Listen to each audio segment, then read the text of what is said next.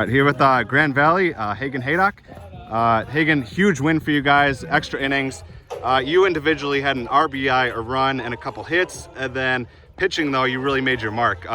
So talk to me about your pitching, and you came on in relief, and you just took it the whole game. So talk to me about your pitching. Dane Sparks, I mean, he's a great arm, right? He just didn't have his A game against a very good Kirtland team. I know I had to come in and just out of the reliever role and just shove. Like, when I went in there, I was like, I'm going to dominate them mentally. That was my goal out there.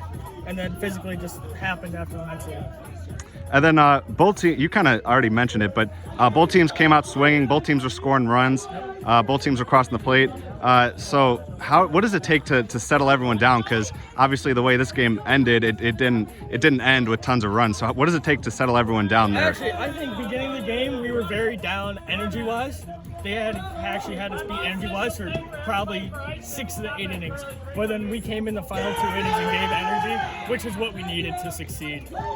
And then obviously a couple questions here. Obviously your intensity was very noticeable. So talk to me about your intensity specifically and what that does for you, on the mound or in the batter's box. I said during basketball season, intensity starts from top to bottom. Like once the guy up top starts some intensity, it trickles down. Same thing. The last guy on the bench can be intense, it trickles up. I think that's what got the energy going in the last 2 innings. And then final question here. What was the mindset in the dugout? You guys were down. You finally got that much needed run to tie it up. So what was the mindset in the dugout going into extra innings? They're going to love it. We had to have grit out there. I mean, we want to come out there and dominate. Like I said earlier, our goal is to mentally dominate and then physically dominate. Those are our 2 sayings in the weight room, wherever. It's mentally dominate and physically dominate.